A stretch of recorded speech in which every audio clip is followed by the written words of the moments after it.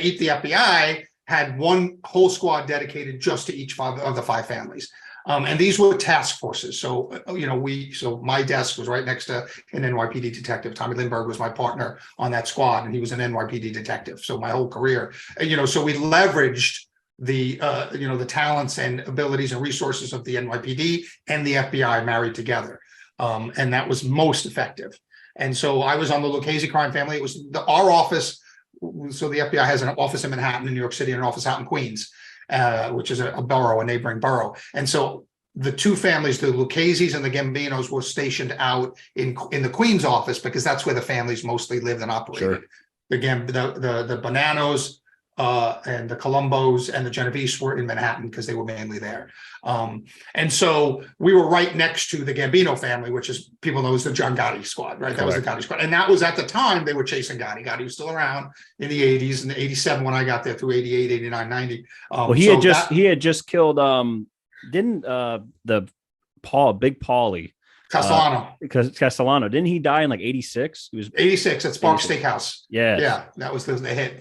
Yes. So that was the famous one where Howard Stern on his radio show called Sparks Steakhouse the next day and wanted reservations for for dinner for 2 in the no shooting section. That was that got him in a little hot water. Yeah, it did. So Gotti took over the family after rubbing out Paul Castellano, Big Paul. So I knew those guys all very well because we sat right next to each other. They had and the Gambinos and Lucchese had a lot of interplay with stuff. So the Lucchese's, what their main racket was Kennedy Airport. So they controlled all the cargo moving in and out of Kennedy Airport, and they did that through their control of 2 Teamster locals. So local 295 and 750, I think. So Harry and Mark Davidoff, 2 Jewish guys, a Jewish guy and his son. Harry was the dad, Mark was the son. They were the respective presidents of those Teamster locals. Really, they were installed by the mafia to bookkeep the union's books, and that's how they controlled the activity. They would extort the trucking companies at Kennedy Airport. For Kennedy Airport, for those people who don't know, it's one of the busiest, not passenger airports. We know Atlanta and Chicago are the big passenger airports, but Kennedy was always a big cargo airport because the Port of Elizabeth was somewhat further away.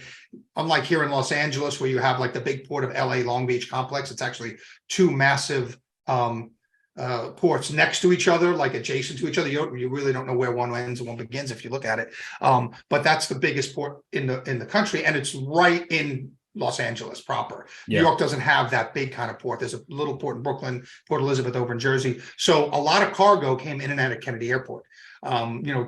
Huge 747 cargo planes would come in, loads of stuff that you'd get off a ship, or super freighters now, back in the day would come in by plane. So there was a very lucrative market to be had in hijacking those trucks with all that merchandise, or extorting the trucking companies to allow their trucks to come and go off the airport without getting hijacked or without getting damaged and things like that. So the Lucchese family was big into the rackets at Kennedy Airport. So I actually was assigned to a big case called KENRAC, which stood for Kennedy Racketeering. It's where the Lufthansa, now famous Lufthansa, which was a Lucchese family job, Lufthansa, the cash heist at the time, the biggest cash heist in U.S. history.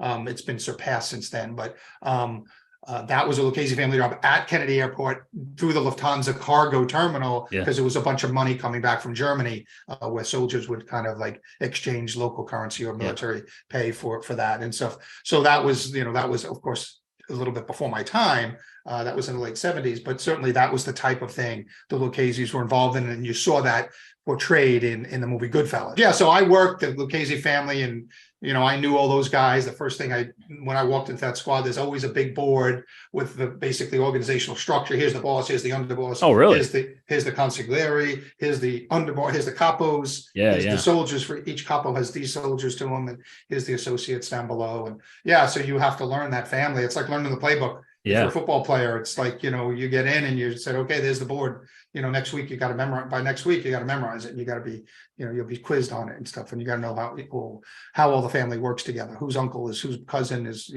who's married to who, and and so who doesn't get along with who, and all that kind of stuff.